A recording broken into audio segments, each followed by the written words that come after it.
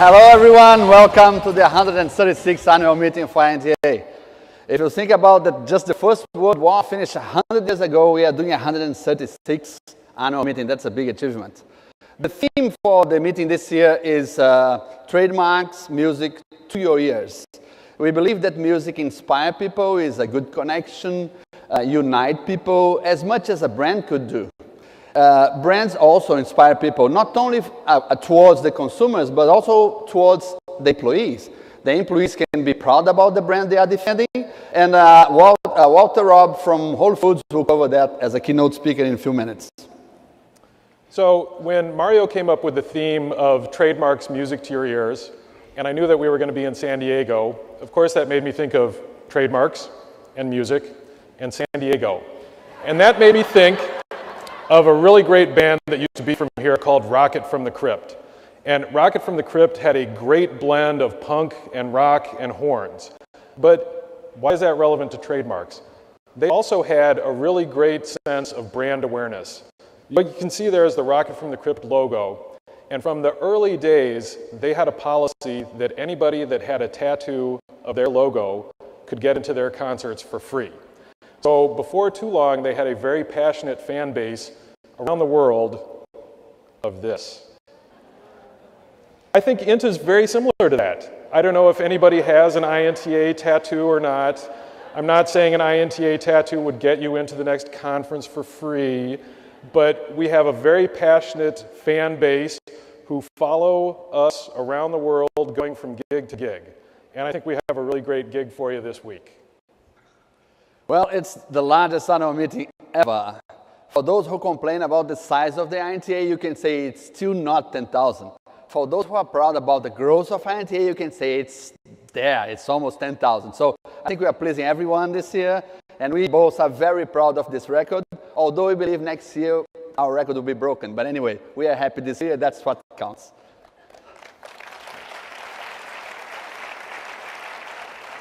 There was talk of paying some of the people on the street with the signs to come in and get us to 10,000, but we decided that would be a bad idea. There are 131 corporate members of INTA here in California, spanning all kinds of industries, from automotive to, of course, Silicon Valley and high tech, to, of course, music and entertainment. There's 5 members right here in San Diego, from Bad Boy Entertainment to Qualcomm to Nuvasiv to Dexcom to, I'm not supposed to have a favorite, but my favorite, the San Diego Zoo, which is just such a phenomenal place. So we're really proud to be here in San Diego and celebrating them. Well, and you can be informed of every change, everything that's going on. You have apps connected to you, either on Google Play or Apple Store. You can search INTA 2015 and you know what's going on. Even slight shifts or newcomer events, which is going on, you are directly connected and you have no excuse to miss anything. Also, INTA Daily News bring very nice information every day. I would say also very nice pictures. And, but I mean, you have no excuse to miss so many special things that are going on this week, these days. And there's just so much great stuff going on. Mario's going to talk a little bit about the sessions, but in addition to that, we have speed networking down in the exhibition hall.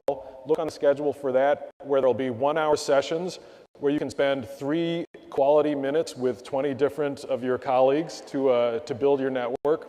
While you're down in the exhibition hall, of course, check out all the great vendors and suppliers down there with all the latest tools of the trade to help you with your practice. When you're in the hospitality hall, you'll notice that we have designated meeting points now, so no more wandering around, looking at badges. You can just say, meet me at point 1 or meet me at point 2, and you'll be able to find all your friends. This year, INTA was also really pleased to offer to corporate members a variety of reserved meeting and hospitality locations. We were fortunate enough to have a room the other day, and it's really great. Instead of spending your time walking around, you can spend time having quality meetings with your associates. On top of all that, we're ticketless this year, so anything that you might have purchased extra from the networking events to the TMA brunch or anything like that, it's all on your badge. So all you got to do is scan in your badge, and you'll be good to go. And of course, for the sessions, be sure to scan in your badge so that you get your CLE credit. Well, this year we reorganized hot topics like we published somewhere before. Josh and I all these years following conventions and things like that, we really decided to do a sort of a dream convention of everything we wanted to listen with the speakers we wanted. But I mean, just to select a few ones, we have this mock 3RO hearing, sorry for that, which is, for me, it's worth the money of the entire convention. We have real judges, real prosecutors. It's just unmissable. Brands and cybersecurity, very advanced one. Mobile technology, plain package. We were afraid about the topic because we've been seeing this topic in several conventions, but this time we really have advances. And if you saw any plain package before, you have to go in this one because you see that all makes sense because a lot has happened recently. And of course, consumer protection, which will be, by the way, also covered by the keynote speaker. Other things to keep in mind as you're planning out your conference. We have 5 industry breakouts this year, including telecom, including sports and entertainment, petrochemicals, and my favorite, of course, the fashion, and nonprofit. Apparently, there's someone named Alan Drusen who is speaking on the nonprofit panel. I'm not sure who that is. We'll have to alert security, but that's going to be a great one.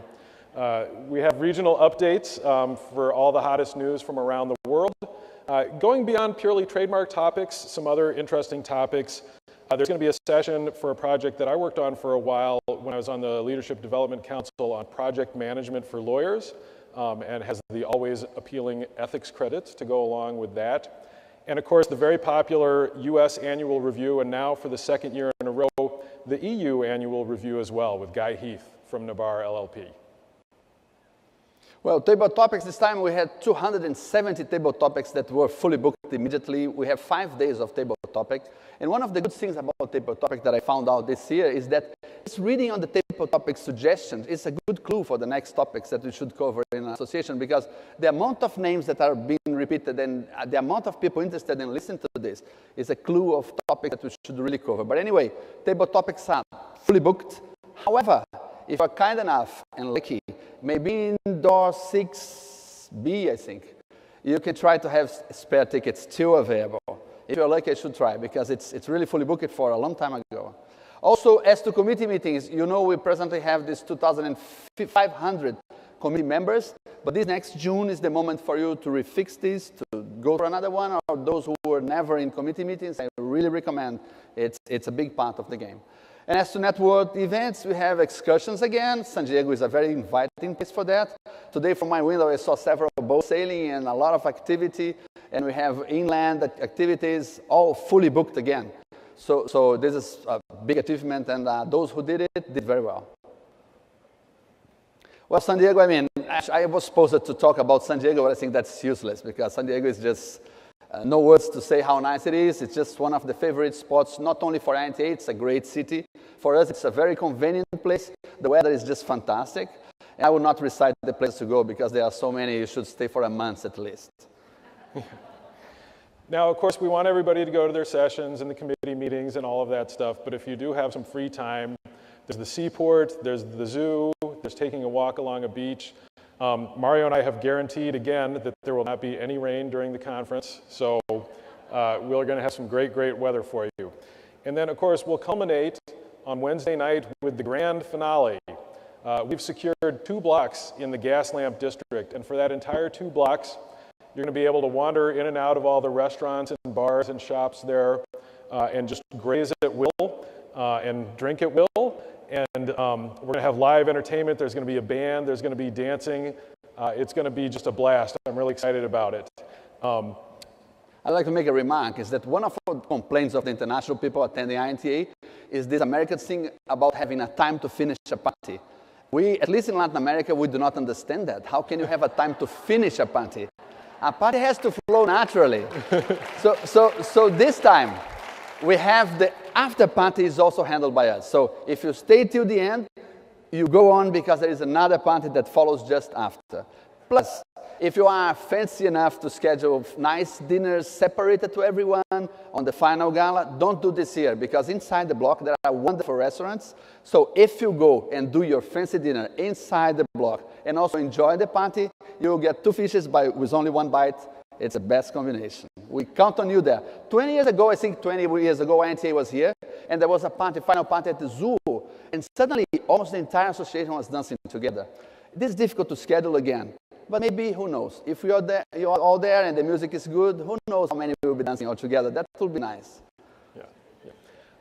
If you do have guests who want to come to the event, there's still tickets available for purchase. That event is limited to folks 21 and over, though. So we hope to see you on Wednesday, if not before. Well, we would like to thank all the sponsors, but the platinum ones, which is AGIP, and also Patrix. And on top of that, of course, while Mario and I get most of the glory, we could not have done this without help from so many, many people. Of course, the team leaders who were really our lieutenants in putting the resources together for this. We had 5 of them working on different aspects of the programming. And then the broader project team who have put together all the panels that you're going to see in the next couple days. So we really want to thank all of those people, even the folks who are a little bit camera shy. That's all right. And of course, Mario and I I want to thank Mario, of course, but then we really want to thank all of the INTA staff, especially Tricia Simpson, Karen Dixon, and Sarah O'Connell, who soldiered on despite being on maternity leave and really kept us in shape and have helped us put together what we have for you for the next few days.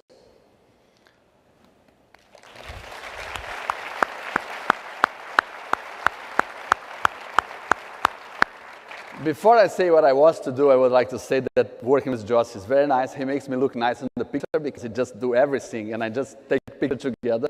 This is just wonderful.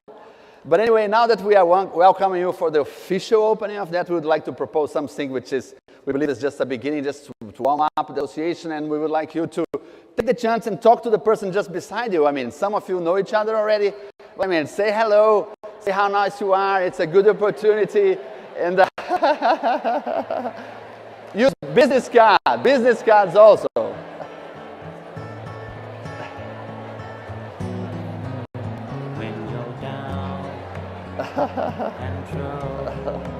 I think they followed.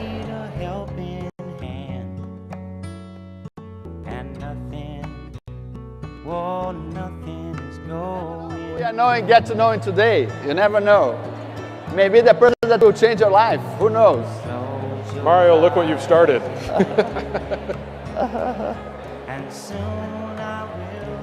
Let's call Etienne? Yep. Yeah. Okay. Now we would be very pleased to welcome to the stage to talk to us this. Okay. Wow. I think you made friends tonight. But anyway, I think we should go this way, right? And invite Etienne to come with us and talk a little bit and give some explanations to her. We have questions for Etienne and Etienne, please. Etienne Sanz de Acedo, the CEO of INTA.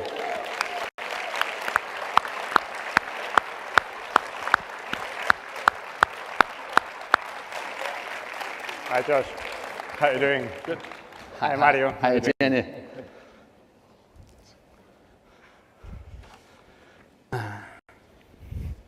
Well, Etienne, I know that they have barely let you out of the convention center for the last few days, Yeah. But how are you enjoying San Diego? Well, you know, I love San Diego. I mean, that was my first annual meeting was 10 years ago here in San Diego. I partied as much as I could, and I thought, oh, that's really a cool association. And who would have told me at that time that 10 years later, I would be here sitting on stage with the two of you. So I think it's absolutely great. At that time, I think we were 6,000 registrants, and we just heard we are 98.55, which is absolutely amazing. So yeah, I love San Diego, no doubt. Great. Okay, and Etienne, apart from talking football to me and following the World Cup. No, wait a minute. I'm Spanish. Forget about that. Well, I am Brazilian, and during the World Cup, there was a trademark joke in Brazil, which was, as some of you know, we were eliminated by Germany by 7-1. So the joke was that after that match, our famous drink that was to be caipirinha was moved to 7-Up. So apart from football, which is not a good topic for me and you, No. what you have been doing for INTA after Hong Kong until now? Yeah, well, there have been quite a lot of things over the last year. I think, first of all, we've interacted a lot with officials all around the world. We signed MOUs with the Colombian Superintendencia. with the World Customs Organization, also with the Ministry of Science and Technology in Vietnam. And tomorrow we're going to be signing an MOU with the IP Office of Philippines. And hopefully during the rest of the year we will be signing other MOUs with the Panama Supreme Court, with the Andean Supreme Court. So quite a lot of activity in that area. In addition to that, I think I have had the privilege to accompany J. Scott Evans to delegations to China, to India. We went as well in Japan and Vietnam. We went to the ASEAN countries, and we went as well to many Latin American countries, which I think is really a great way to interact with officials, meet judges, meet members, and organize unreal events. We have passed as well quite a few resolutions. We had recently a resolution on nuisance repeat filings, and just yesterday the board approved 2 resolutions, one on plain packaging and the other one on parallel imports. So a lot of activity there as well. We have continued developing resources and databases. So currently there is the Trademark Administration Handbook that continues to develop and continues to grow for the benefits not only of trademark administrators, but absolutely for all of us. As I was saying this morning during the Trademark Administrators and Practitioners meeting, I use it myself from time to time because I think it's a great reference. And we're going to have databases as well on GIs, on certification marks, on collective marks. So quite a lot. And last but not least, of course, annual meeting, leadership, and I would say we had 2 great conferences. We had the 3D printing conference in March in New York. We had also a conference in Japan, and there's going to be others that will come at the end of this year. Great. Etienne, I know that in 2015 there were 3 presidential task forces at work, and I know that they made reports. Can you share a little bit about what was in those reports and the recommendations they made? Yeah, absolutely. You know, I think we are somehow in a kind of transition year. We are certainly looking into the future and preparing ourselves for the future. And that was, you know, the rationale behind those 3 presidential task forces. So the first one was about brands and innovation. The second one was about committee structure and committee participation. And the third one was about building bridges. So if you allow me, I'm going to share with you some information about those presidential task forces. In terms of brands and innovation, Kurt Krzyzewski and Heather Steinmeier were co-chairing this presidential task force, and it was really looking into the interaction between brands and innovation, how brands impact innovation, how innovation is impacting brands. So left hand, right hand, as you can see. The important thing there was really to consider, and that was one of the recommendations, that we should probably introduce that topic within our future strategic plans. And we should probably have a specific committee in terms of brands and innovation. And we should also start considering developing or financing studies in terms of the interaction between brands and innovation. In terms of building bridges, we definitely need to build bridges with other IP associations, but not only that, we need to build bridges as well with non-IP associations. And we probably need to build bridges even within the association. We have a lot of committees, and we need to make sure that committees interact well with each other. And that was one of the recommendations. In terms of building bridges, we need to have it within the strategic plan. We need perhaps to have a specific plan to build those bridges. We might need to consider having building bridges ambassadors all around the world, and that was somehow the outcome of this task force. And last but not least, we have, of course, the presidential task force that was looking into committee structure and committee participation. And that was really, you know, looking into, do we have the right committees to continue protecting brand owners? Do we need to expand some of those committees? And here, the recommendation from the presidential task force was to somehow change the structure of the groups so that we would have an advocacy group, we would have a resources group, and we would have a communications group. And particularly in terms of advocacy, it was all about somehow expanding the concept of related rights. So, as from next year, we're going to have a specific committee that is going to be looking into copyrights, into GIs, into unfair competition, right of publicity, digital agenda. In terms of communication, once again, we understand each other extremely well. We all speak the same language. But as soon as we get out of here, public opinion, civil society, they do not really understand priority, seniority, parallel imports, and all this kind of language that we're using. We need to go back to the basics. We need to reach public opinion, which means we need to have a committee on PR.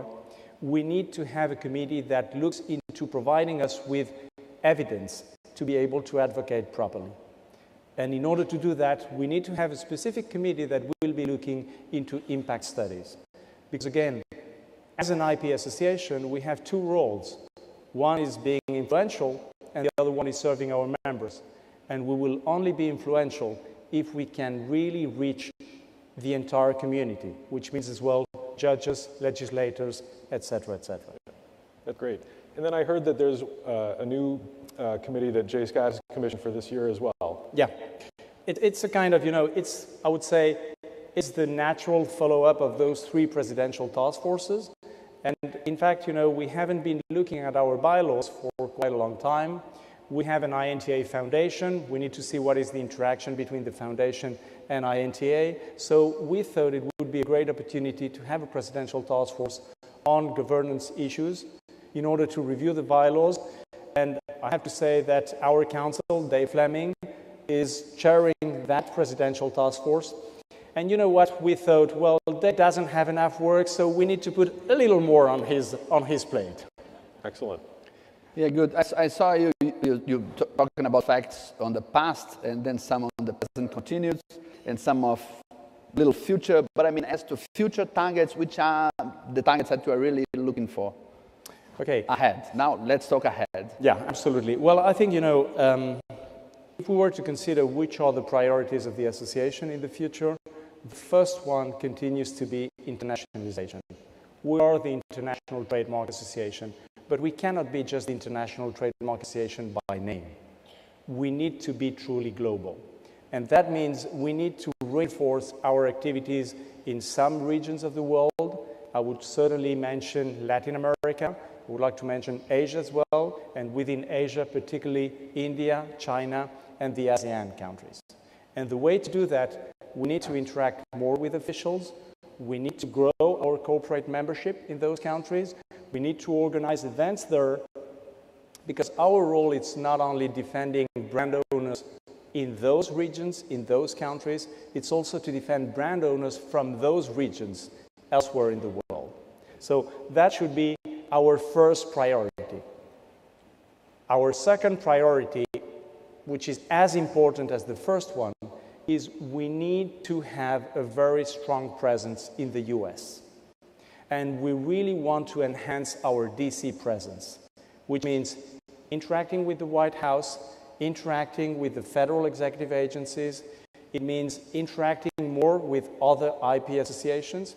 Recently, on April 8th, we had, I would say, a very productive meeting with IPO, AIPLA, and ABA IP section.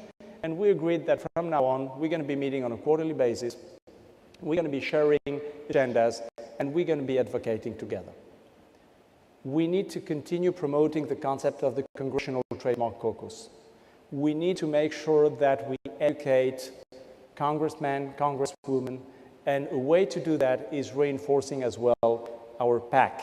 And by the way, if you allow me, since there is such a great audience here, for those of you who are US and who are eligible to participate, I would strongly invite you to join us at the PAC reception that would take place on Tuesday at between 6 and 7. You're most welcome to join us there. We think it's extremely important. But of course, that's not enough. I mean, it's internationalization, it's strong US presence, and then of course we have to talk about internet. The online market is at least 50% of the market today, and there are huge challenges there. We're talking about the IANA transition, we're talking about the new GTLDs, we're talking about a lot of things that are concerning brand owners. And we need to have stronger voice there. We need to interact more with ICANN. We need to review somehow what we've been doing so far. Should we be just, part of the IP constituency? Should we look into the business constituency? Should we raise the voice of brand owners when we feel that there is something going wrong on internet? If there are any kind of mispractices, we need to look into that as well. We need to look into counterfeiting on the net. I mean, all these issues are clearly extremely relevant for the association. But there is still more. There is the plain packaging issue. And recently, INTA was able to file an amicus at the arbitration that is taking place in front of the World Trade Organization.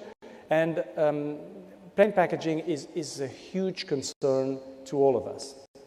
And of course, today we're just talking about one industry, but tomorrow we might be talking about other industries. We know it's about tobacco today, and it's not about health only. It's about, brand owners' rights. And tomorrow it might be alcoholic beverages, it might be confectionery, it might be some kind of fat products. So where's that going to end? There is still more. We certainly need to look into the Lisbon Treaty and the expansion of GIs and the expansion to non-agricultural GIs. As you know, there's going to be a diplomatic conference at WIPO. INTA is not part of that, of course, but we have submitted comments to the different delegations because we think that's an important issue for brand owners. So, I would say there is, of course, a lot that is going on, and there is one thing that I'm particularly keen on, and this is about, our leadership meeting in Panama. I said it at the leadership meeting in Phoenix. I want to repeat it here. We have a beautiful picture of the Panama Canal there. The expansion of the Panama Canal is going to mean a lot to brand owners because it means that we're going to move from 6 to 21 million containers per year. 70% of that are goods in transit. 80% of that is coming from Asia. And we need to be there. We need to make our message clear as brand owners in terms of how important it is to have good regulations, to have a secure legal system to protect trademarks. That's a lot. It is. With that being said, is there anything else you'd like to share with everyone here today? Yeah, I think there are, at least 3 things I would like to mention. I think at the beginning I mentioned that, back in 2005 we were almost 6,000 registrants, and today we are 9,800. That is certainly a great success. But I think, that success is the merit of all of us. But I think it's particularly, the merit of one person here. And I would like to call Alan Druston, and I would like all of us to applaud Alan, because I think if we're here today, it's thanks to you.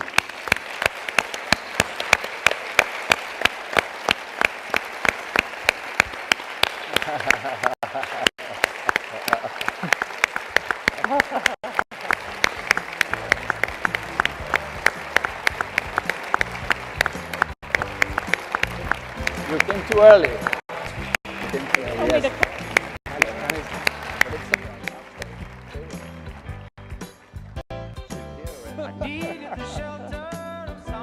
Anything else?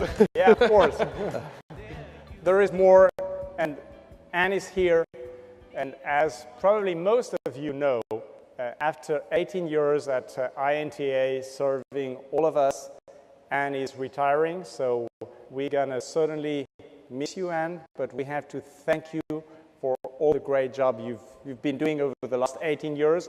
We know she's gonna probably play golf as much as she can now, while others will be at the office, but I think it's really, we really want to thank you, and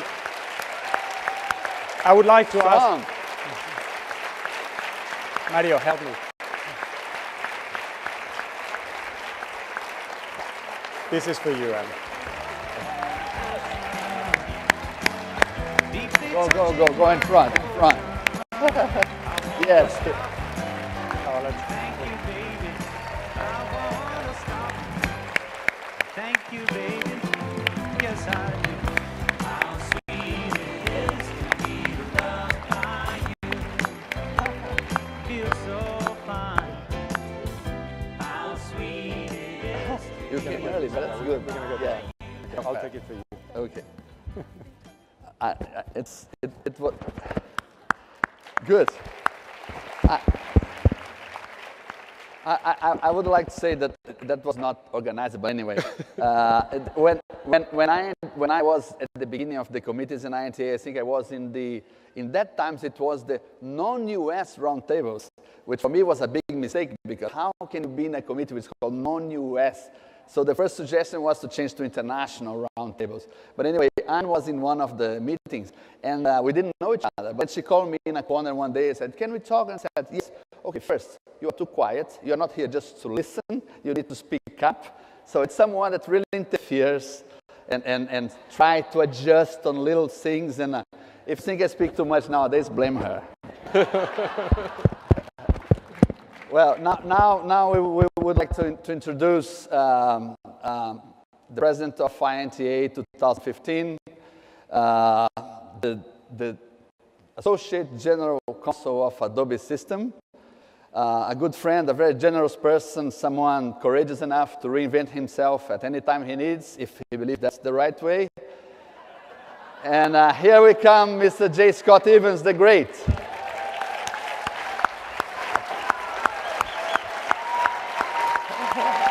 I could not resist. Thanks. Thanks, guys.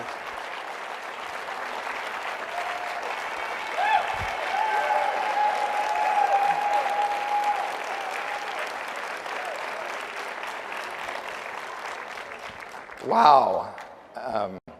I certainly don't think I deserve that, but I really appreciate it. I want to start off today by reminding us of who we are. INTA is an organization made up of over 6,500 member organizations. And that translates into 30,000 individual trademark professionals. Think of our potential. We are such a diverse and intellectually wealthy community. And there are over 9,800 of us here this week in San Diego. Now, I know that earlier Mario had you all stand up and meet the people sitting next to you and around you.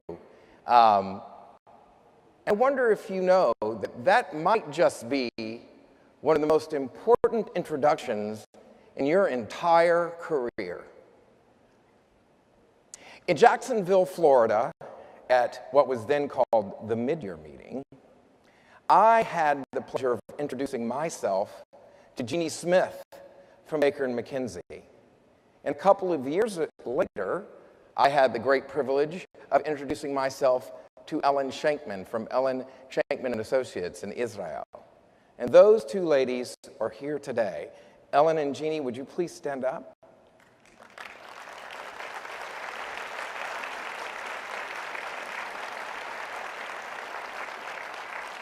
These incredible ladies are among my closest friends and my most valuable mentors. So you just really never know who you're going to meet and how it might change who you are and what you become. Remember, INTA is first and foremost a community. Welcome, my fellow brand ambassadors, to the 2015 annual meeting.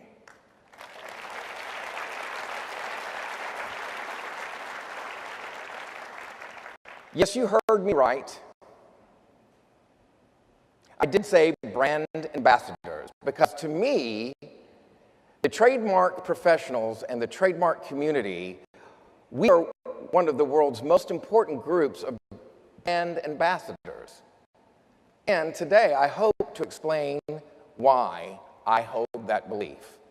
But first, before we do that, I think we need to remember one of the other most important elements of brands, the most important stakeholders in building a successful brand. the consumer. And we also need to think about expanding our conversations around trademarks to include the broader topic of brands, thinking of it in a broader way. Last year in Hong Kong, my predecessor, Milan Stark, reminded us of why we come together like this every year. She reminded us the role that trademarks play in people's lives by talking about things that had happened in her life. Milan shared with us how the brands had affected her life. She talked about her affinity for a pair of Nike high tops and her first car, which I believe was a Honda CVCC wagon.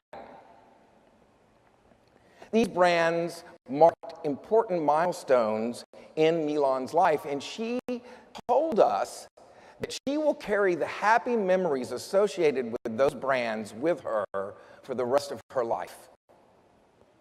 Well, that interaction between brands and consumers hasn't changed. It's the same today.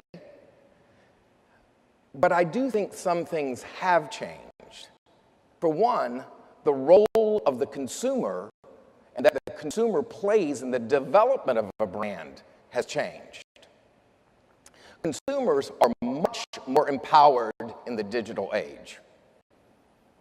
They are always connected, and everything is social, and everything is shareable. Up on the screen, this is the Good Guide mobile app. This is an example of the power that consumers have.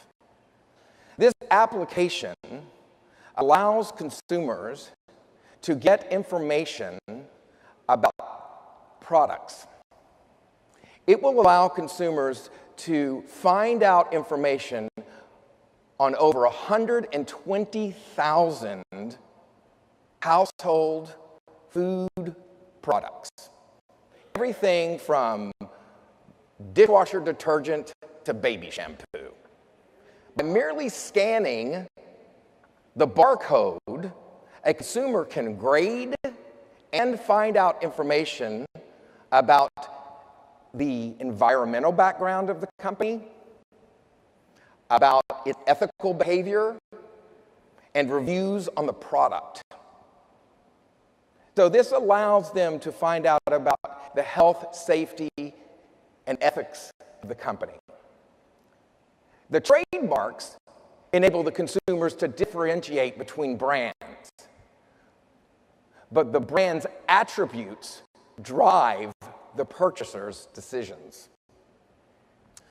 So, let's pretend that you covered all your bases, and you have a brand that's ready to go to market, and now you need to engage consumers. There was a study done in 2013 by the consulting firm BBMG. And what they found in this study was that peer-to-peer communication and social media are now rivaling consumer labeling and media reports about product claims. So what do you think the top least trusted method of getting information about about branded claims? Advertising. That's right. Consumers aren't listening to us. No, they're on social media talking to each other. And one of the leading conclusions from this study was that forward-thinking brands are tapping into peer-to-peer networks and social media to drive trust. And that authenticity is winning the day. On social media, we really witness what I would say is the love-hate relationship between brands and consumers. You know, I could give you 101 nightmare examples of how companies have really messed up dealing with consumers in social media. Some of them are really hilarious. And some of them are the things that we all dream about in our nightmares. So I'm not going to give you any examples today because I don't think we want to visit our nightmares today. But there are also great examples where we see companies that take great interest in their customers and even relinquish some control over their brand to their consumers. Jones Soda. It was established in Vancouver in 1995. And the idea was to create various labels using random photographs that were taken by one of the co-founders of the company. So they actually had hundreds of different individual labels with these photographs. Well, what they did is they started getting all these photographs from their consumers. And they realized that their consumers actually wanted to participate in the branding of their product. A nightmare for trademark attorneys, a boon for the brand. Now, this company also has a very robust social media site where they actually ask consumers to post photographs of their individual labeled bottles. So now there are thousands of Jones Soda bottles that are individualized with this creative coming from the consumer. Their slogan says it all. Jones Soda, your photo, your soda, your brand. Indeed, trademarks serve as the tools that companies use to identify their brands. But the concept of brands has expanded to include emotional and social attributes. And in my opinion, so too has the role of trademarks expanded. Trademarks, this represents what I think is a fundamental change in the trademark industry. And I think it's forever altered the way we trademark professionals do our work. It's important for us to consider all the brand associations, such as consumer loyalty and concern about the environment, health, and community. Companies that succeed in the digital age take a holistic approach to brands. And they meet the needs of today's internet-savvy, socially conscious consumer. How consumers interact with brands has evolved. And I believe the role of the trademark practitioner has also evolved. In our role, we also need to be thinking holistically about our brands. And I think we have to appreciate the active role that consumers play in developing our brands. To be effective, I believe that we need to be effective brand ambassadors. Now, you may think I'm asking you to refine yourself or redefine your job or your role within your company. Well, actually I am. And that's okay. This is personal to me because I had to redefine myself. I mean, on the road that led to this very moment, I had to redefine who and what I am because 23 years ago, I was a greenhorn attorney at Fruit of the Loom, just graduated from law school, new to the trademark industry. But this is what I was doing before I became a lawyer. When I find a very lonely soul, to be kind becomes my only goal. I feel so much better when I tell them my philosophy. I want to be happy, but I won't be happy till I make you happy too.